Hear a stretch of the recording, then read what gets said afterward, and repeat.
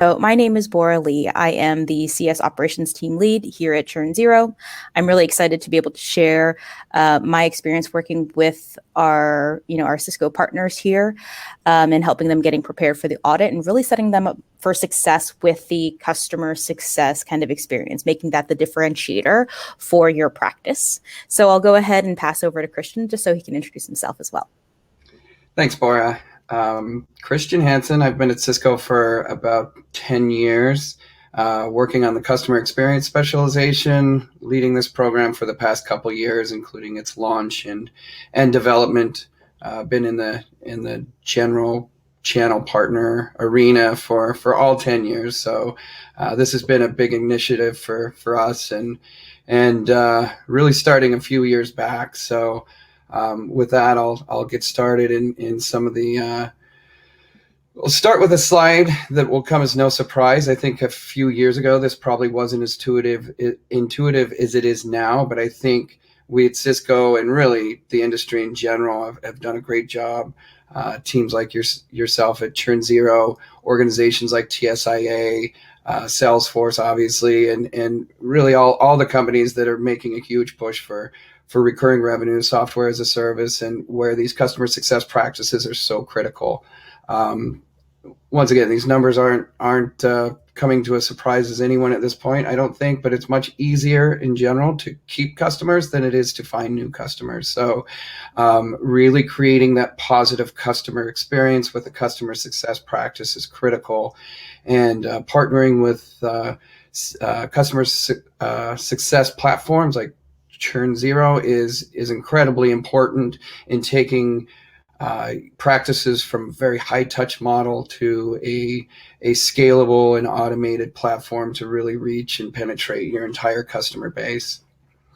So I'll talk a little bit specifically about what the specialization is. It's really, even though it's called the customer experience specialization, it's really about validation of a customer success practice. And that's people, process, tools, and then, the level of validation depends on the level of the specialization they're being to. The customer experience specialization is really a continuation of a pilot program that we had at Cisco for a few years, which was invitation only, working with at first a select group of partners, growing over 200 by the time we launched the customer experience specialization from the pilot program, which was called Lifecycle Advisor, for those of you who are familiar with that. And think of the customer experience specialization as a continuation of that level. It's really, once again, around a high touch model, requires 2 customer success managers who are certified. And what that means from a Cisco perspective is it's a career certification, the same as our CCNA, CCIEs, other career certifications that are very common in the industry. So processes, tools are validated. Once again, in the specialized level, that's done in what we call a desk review. It's an offline application that you submit that is reviewed. At the advanced level, it is an audit. And for those of you who are familiar with Cisco in general, this is not like a Cisco audit that you've probably been through. If you've been through a gold or a master audit, those audits tend to be very well-defined criteria. And what we like to stress with the advanced customer experience specialization audit is that it's not a one-size-fits-all. Customer success practice, in fact, the best customer success practices that we see tend to have nuances unique to each partner. And so this audit is really about your customer success practice with your business, and it's not defined by Cisco. It's not how well can you match what we do, but how well do you provide customer success to your customers. And if I were to break out these 2 levels of specialization in one word, it would be automation. In 2 words, it would be automation and scale. So, and that's really where the point of this webinar is to really help understand how ChurnZero can take your high-touch customer experience specialization into a more digitized, automated, scalable, advanced customer experience specialization or customer success practice. a little bit more on the role requirements required for the specialization. In addition to the 2 customer success managers in the at the specialized level, or 3 at the advanced, is a renewals manager. That too is validated by an exam, but it's not a Cisco career certification the same way the customer success manager is. The customer success manager exam is a proctored exam, and where proctoring is unavailable due to the pandemic, there is virtual proctoring available through our test partner, which is Pearson VUE. The renewals manager is also through Pearson VUE, but it is an online exam, and once again, not a career certification. Critical to the customer success practice is having an executive sponsor to really drive the accountability and investment that this takes, because this is truly an investment in both time and money in building these practices. It doesn't happen overnight. At the advanced level only, we have a customer success practice lead who is really focused on the day-to-day strategy of the practice. That is, there's no exam or validation or training required for that role, but more of an accountability contact. So once again, going back to the audit automation and tool, we do not require a specific tool or even, for that matter, a customer success platform off the shelf solution is chosen. What we do focus on and what we do require is the elements that a tool provides, and you'll see those here with playbooks, business data intelligence that can be actionable, integrated playbooks, customized triggers, and customer health scores. Basically, all the things necessary to help customer success managers and renewal managers do their job on a day-to-day basis. What we have seen, though, is that an overwhelming amount, more than 90% of our partners at this point, do go through, who have passed the audit, are using these dedicated customer success platforms, though it's allowed to either use a homegrown tool, something you've developed yourself, or a combination of tools that satisfy all of these different elements required in the audit. It is important to point out that these ChurnZero is equipped to handle all of these. This is part of what they do. Right. So some of the benefits in building a customer success practice can't really be summed up in the incentives that are part of our program, the lifecycle incentives, but we do have those. I'll go into more detail in a moment on specifically what those are. I would say the most valuable part of a customer success practice outside of a program are inherent into your business: increased renewal rates, expansion opportunities, continuing to drive loyalty to your products and your solutions with your customers, so that they continue coming back. But in addition to those, like I said, we do have lifecycle incentives that really help accelerate. We hope to accelerate your practice building and to offset some of those costs that it takes to build a successful customer success practice. We did announce here in that star. So this is we've had a lot of success since we launched this last August 2019.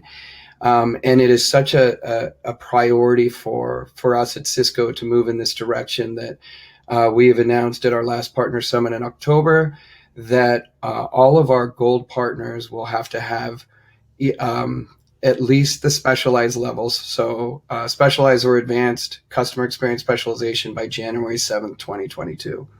So if you're a gold partner and you have not yet started moving in this direction, now is a great time to start moving.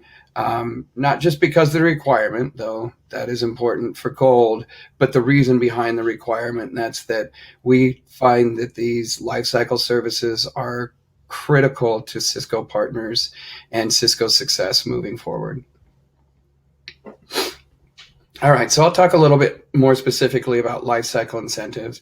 If anytime you want to learn more about anything I'm talking about, feel free to reach out to me, or you can take a look at our website at www.cisco.com/go/customer experience specialization, or /lifecycle incentives to take a look at the details around the documentation requirements, proof of performance, and levels of the incentives available for building out the practice and successfully delivering customers or business outcomes.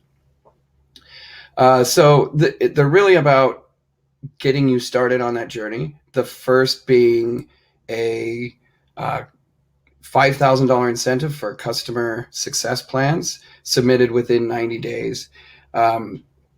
Ideally, these are customer success plans that are built in the need, or started to be built in the need stage, and developing with your customer what they're looking for the solution that you're selling them once you uncover their needs. So what are the outcomes they're trying to achieve? What are the KPIs you're going to look at to make sure that you uncover those needs? So that's basically the proof of performance for a successful customer success plan. Once again, very important to submit those by 90 days, and that's to enforce that adoption and renewal really starts early, and the earlier that these conversations are had, the more successful they're likely to be. And the lifecycle incentives go across the lifecycle. So not just the customer success plan, but adoption activities as well. There's use and activate. Those aren't part of the customer experience specialization. So specifically around the customer experience specialization, you're eligible for both the adopt and the expand incentives as put here on the slide.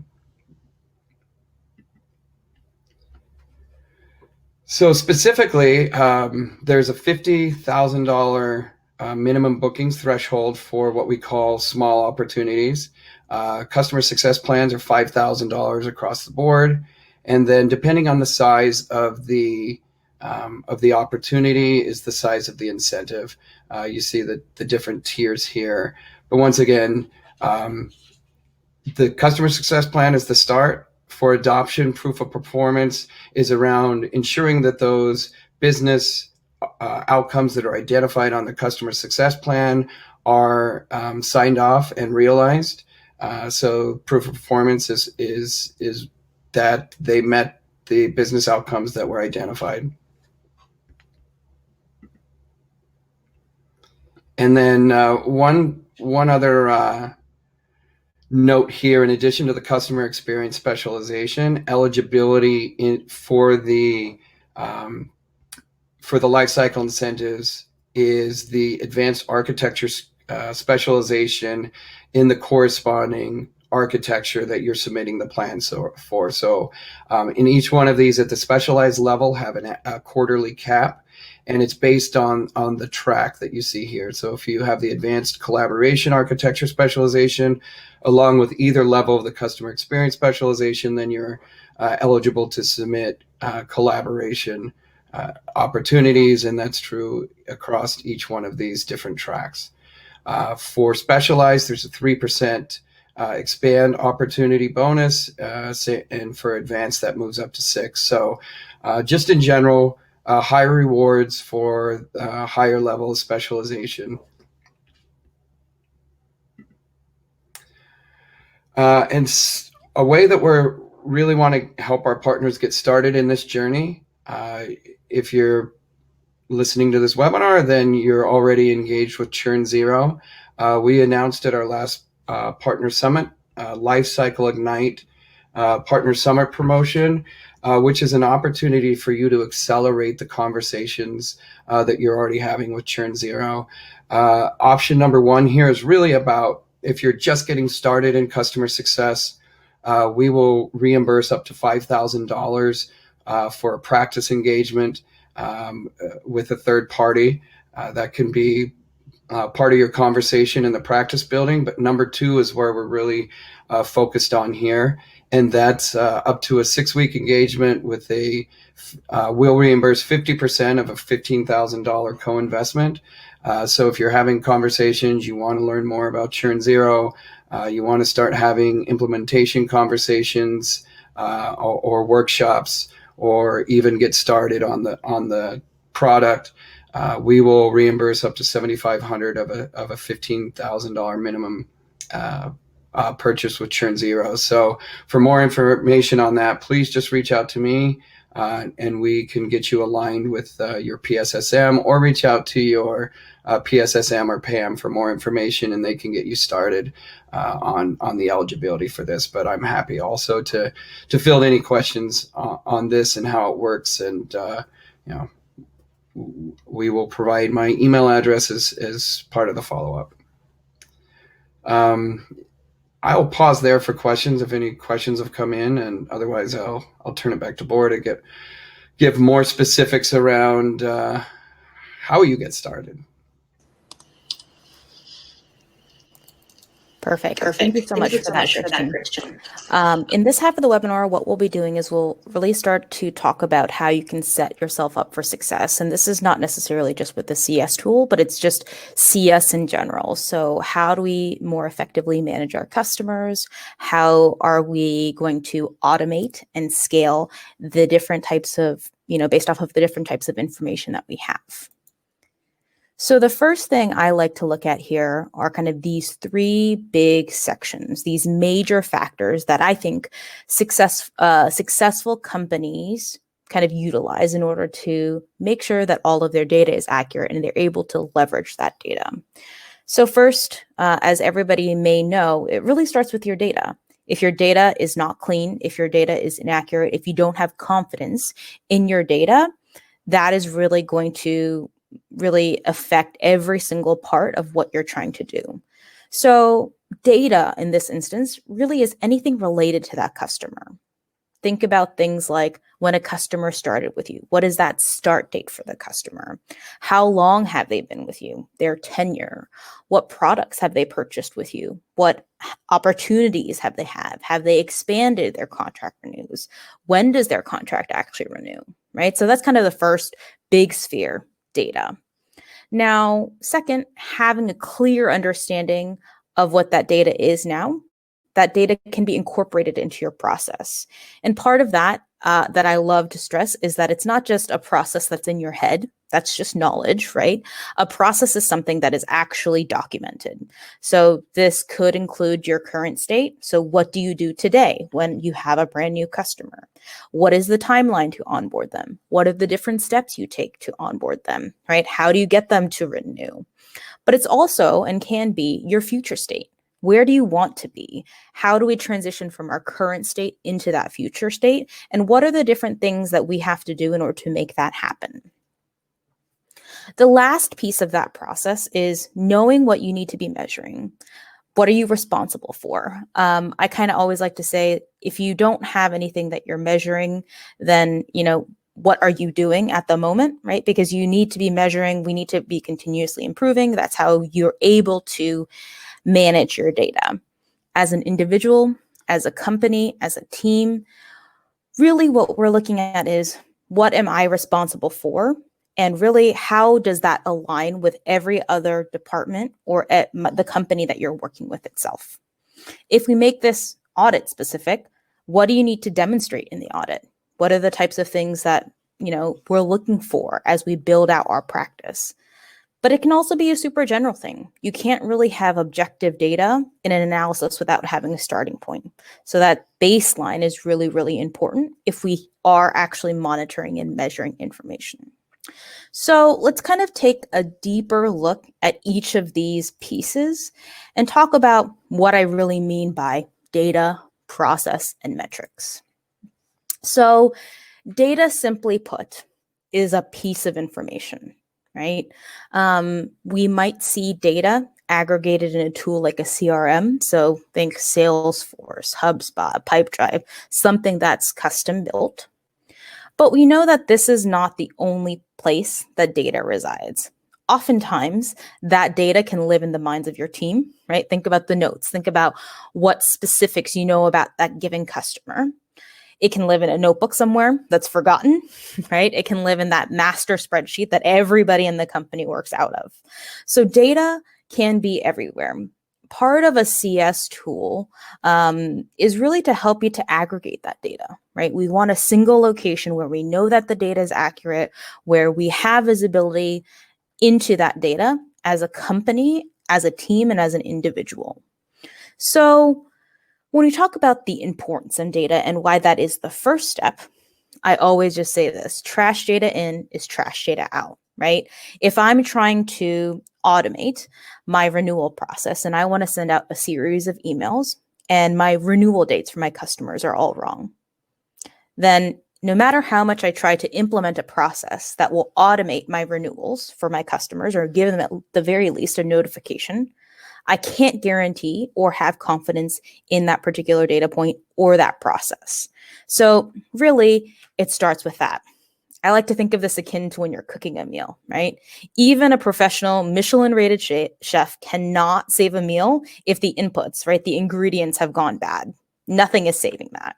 In that same way, really nothing can save you from bad data, but good data. And unfortunately, the only way to do that and manage that is just time, right? You know your process, you know your customers, you know your own data. And it just is this kind of process where we have to just look at the data that we have and say, are we confident in this data? Are we not? Now, some questions you can start to ask yourself, right? That you can start to think about. All of those start with this kind of single question. What do you need to know to manage your customer, right? So if we think about this, some example questions that might help spark different kind of trains of thought in your mind would be, what is that example? So when we look at when did the customer start with our product? What architecture is our customer using? How many licenses have they purchased? What subscriptions are coming due? How do I know what subscription to pay attention to? Should I be truing up data? There's all of these things that we can start to think about. Not only that, but internally, who sold this product? Who is responsible for the renewal? When should I start paying a little bit more attention? When was the last time I actually spoke with this customer, right? All of that is really, really important information. The question is, where does that information live right now, right? So if it's not in somewhere where it can be accessed by people and it's visible, then you need to start thinking about how we can make that happen. Now, let's take this kind of one step further and talk about examples of data. So bad data, we kind of talked about, we just don't have the right information or the most accurate information. What is good data, right? I have all the dates. I have all the things I think I should have. So I'll kind of give you a story and we can talk about if this is good or bad data, right? So I have all of my customers in a spreadsheet right now, right? Let's imagine that I have all of my customers in a spreadsheet. Each row is a customer and their data. So I have accurate customer names. I have accurate start dates. I have accurate end dates. I know when their next renewal date is. I have, my architectures, etc. When a customer does something that changes the current state of the data points, and I don't change it for any reason, or I forget to do it, that's kind of the start of that bad data, right? So humans, we are the start of that bad data. We are that human error piece. So tools like ChurnZero and any other tool that you might be using to help you manage your data could give you insight into that. Hey, the last time somebody updated this field was X date, or hey, did you know that this field is completely empty, right? Now imagine that I accurately update all of this information, no problem. It's all correct, everything is up to date, but anytime a customer leaves, I just delete the row, right? The customer is gone. I no longer need access to that data. Now, is that good data or bad data, right? Some could argue it's good data because everything is correct. But I would also say that that's the beginnings of potentially bad data, right? We don't know who our customers were. What if they come back? We have no way to analyze that information. So data is hard. right? But that's really where it all starts. So when it comes to customer success, when it comes to specifically automation and scaling, being confident in those data points that you have is really imperative. Think about trying to send a mass email out to all of your customers who are going to renew with the wrong data, right? That's kind of where we live and breathe in that point. So if we bring this back to the certification, kind of what data do you need to accomplish what's been outlined, generally speaking, right? Where is this data coming from? How accurate is it? I subscribe to the philosophy of let's keep it simple, right? The examples of data that I would consider crucial are core data, right? Do you have a start date? Do you have a renewal date? Do you know who is responsible for the account? Do you know the number of subscriptions, right? What products is the customer actually using? Do those products have separate renewal dates? Who should you actually speak to, right? So those are core pieces of data and likely things that you have. Some other things that I've started to see as a trend is what would be useful in ChurnZero would be data points that allow you to segment your customers, right? Think by contract value, think by industry. If we think about how we automate or how we want to communicate with our customers in an automated fashion, we generally need a person identified as the primary point of contact or executive sponsor. We generally would probably like to know a life cycle stage. You probably want to think about factors that lead to a risky renewal, right? So if we think about a health score, what factors make up a good customer? What factors make up a bad customer? And then we talk about kind of little or no engagement, low license utilization, high numbers of support tickets, right? Those are all examples of additional pieces of data that you may want to think about outside of that core. So say our data is good. Now what? Right? So the now what part, it leads us directly into process. So what do I mean by process, right? So process is slightly different than data. What do we do today to drive a customer from point A to point B? So what are the specific steps that we take and how do we build that into something that can be useful? As a general rule, I like to say if the process is in your head or someone else's head, then it's not a process, right? That's just something that's in your head. A process is really something that has been documented so that we can standardize, improve, and in the future scale. So you can have processes for many things, right? Think about onboarding and implementation. Think about the engagement and mid-life cycle of a customer. When do you talk to them? Do you have a QBR? Think about expansion. What point should I talk to the customer about needing additional hardware or services? These are all processes that your customer can go through. So if we think back to that data, those lists of things, hopefully, that you've jotted down somewhere, we have context and are likely to have an idea of where we're missing the data that we might need, right? So if you review your processes, you're going to be able to say, oh, I need that data point because I need to know where my customer is in this particular life cycle, right? At the 100-day mark, I need to be able to say the customer is successfully onboarded or not onboarded, right? So if we bring this again back to kind of just outside of the folks that have that process built out, and we think about folks that might not have that process built out, right? That's completely normal. It's, that's okay. If you don't have that process or in the midst of building one, an easy way to do that is just to start simply by writing down what you do for the next new customer you're assigned. That's it. It doesn't have to be perfect. It doesn't have to be complicated. We just need to start, because once we have that starting point, we have all of these opportunities to manage that process. Without that, again, we're kind of just chicken and the egg going around and around. So if we bring this back to kind of the certification in the context that Christian mentioned, you have requirements that you have to illustrate how these processes meet certain criteria. Having a documented process in advance is going to allow you to implement whatever CS tool you choose to use more quickly, right? And in essence, you're saying, cool, here is the list. All I have to do is get this list into here. If you don't have that list, what you're saying is, okay, as I'm building out this process, let me decide what I should write in here, right? It's just not as easy and it takes a lot more time. So having that process documented, thinking about it at the very least in advance is going to be a critical point.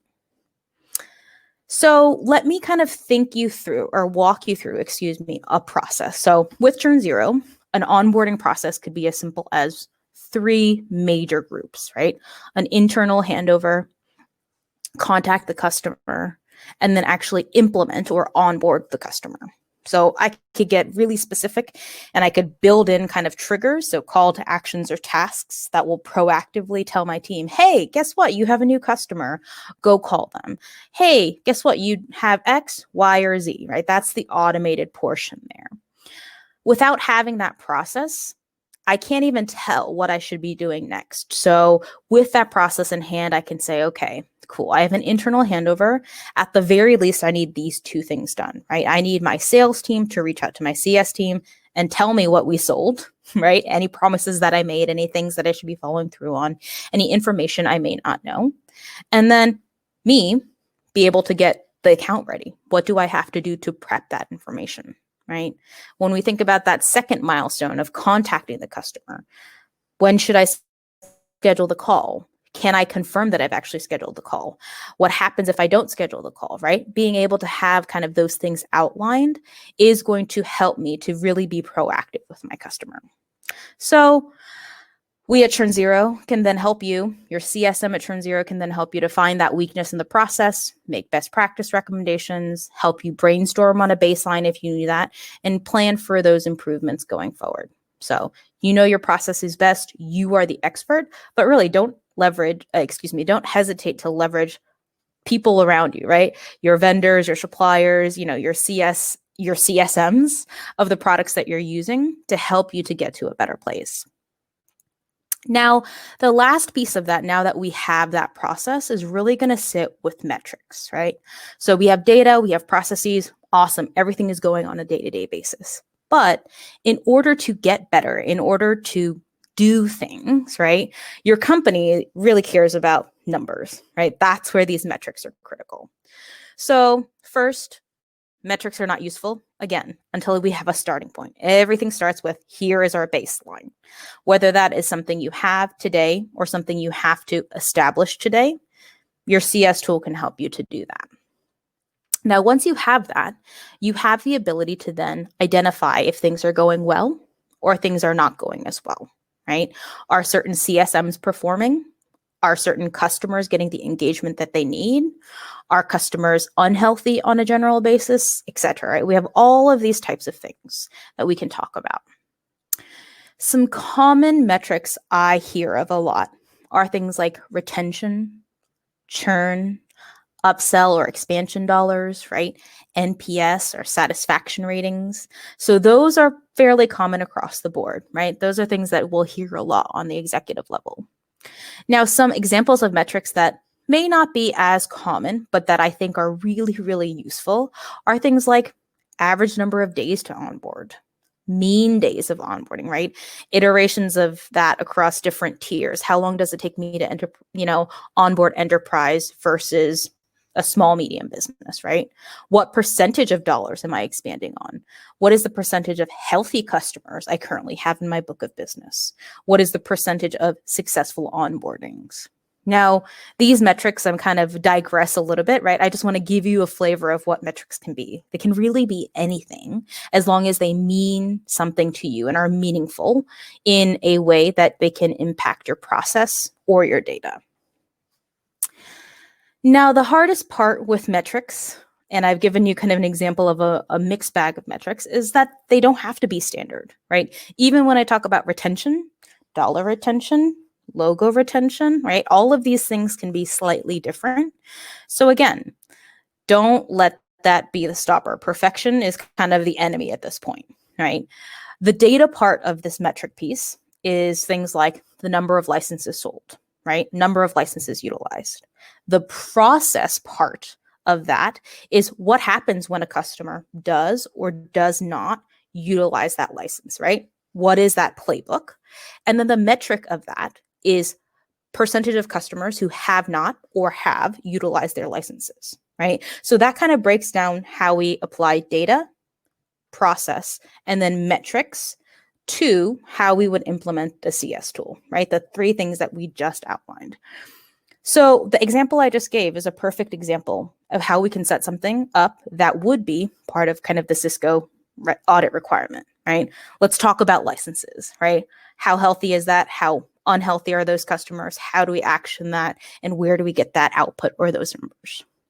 So really, those three pieces are what we're working towards here today. Hopefully, understanding these three pieces and the examples I've shared with you give you a really good understanding of where you can start if you haven't yet, or help you to get a little bit more prepared or feel a little bit more prepared as you're moving through this process.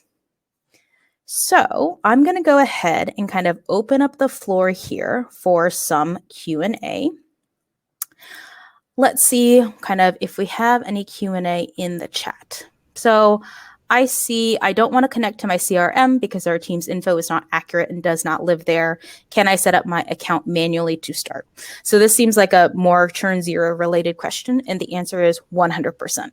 I actually have some customers who don't connect with their CRM exactly for that reason, and they refuse now because the information in ChurnZero is more accurate for them. So their team actually comes to them and says, hey, can we get the data from ChurnZero as an output? Like, I want to know the percentage of customers who are renewing in the next 90 days because they've made the effort to make that data clean in ChurnZero. So that's definitely a possibility. Garbage in, garbage out. I mean, I think that's kind of my favorite thing, right? We know, right? Think about your body as a temple. I'm running for a marathon. I eat cheeseburgers every day. Well, some people can do that, but for the most part, right, we're gonna get some garbage out of that. So that's definitely a good question. Any other questions? Okay, I feel overwhelmed with the audit process. There's so many things I need to get accomplished. Where would you recommend I start? I'll take this first and then I'll kind of pass over to Christian. Sure. In my opinion, I just said it. It starts with the data, right? Like, let's start simple. Let's look at a process. Let's look at data, and let's say that. Now, that's only a very small portion, I think, of kind of the overall thing, right? There's a lot more that you can unpack there. In ChurnZero, most people tend to start with the health score because it seems to be the easiest, right? Give me a list of factors that go into a healthy customer. Christian, what do you think? Yeah, totally agree. If you're talking from a practice perspective, you're already in the specialization, you've been grandfathered over or migrated over from Lifecycle Advisor, and you're just wondering how the audit works, the mechanics of it, documentation to prepare, that kind of thing. Let's have a conversation. We can pull in your PSSM or your PIM if you have one. If not, I'm happy to just answer questions on how it works, what to expect from the auditor, make sure that you have access to the audit document, which can be found at cisco.com/go/audit. So if you haven't seen that, let's take a look at that. But absolutely, I can definitely help alleviate audit anxiety. That's a lot of the conversations I've been having, and you're not alone. I'll put it that way. And I'm going to put my email in the chat as an answer to your question, so you can reach out to me directly. Perfect. All right. Do we have any other questions? Christian, I guess kind of while we wait to see if any other questions come through, what's some kind of advice that you can give, or, what are any recommendations that people you've talked to have given back to you in terms of feedback? Yeah, great question. So I mentioned the migrating partners from Lifecycle Advisor. There was a process for, in case those on the call are not aware of it, that we organized them in two different levels: the specialized and advanced, and I won't say arbitrary. That's probably too strong of a word, but it was based on, we don't have great tools to look at the practice capabilities when we were doing that. So we were looking at things like bookings, and we were looking at things like gold partner relationships and other things that weren't necessarily tied down to your exact practice. So if you were migrated to the advanced, there was a reason behind that. that might not align perfectly with where you feel like you are with your practice. So you can, I had mentioned in my talk track that moving over from lifecycle advisor to the specialized level is a continuation. So if that's where you're at, you can certainly move down and then move back up. Don't feel pressure to hit this March 1st deadline if your practice isn't there. However, I do highly recommend keeping that advanced status because of all the benefits involved there. I'm just saying, don't feel like you're going to fall out of compliance if you don't. I would say get engaged with Bora and team right away. Get involved with myself from a practice perspective, from a specialization perspective, and then from really accelerating into the advanced level.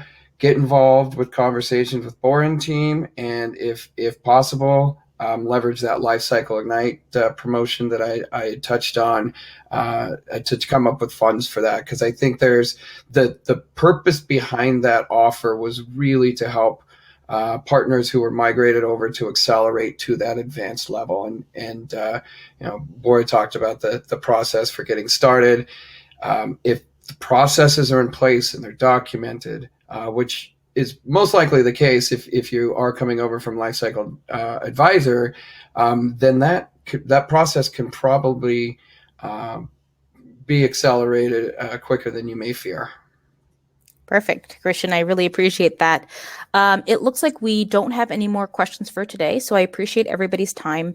This webinar is being recorded, so if you missed it for any reason or you want to replay it, you'll go ahead and be receiving a recording of our call. Christian, I appreciate your time and all of the recommendations and information that you shared with us today.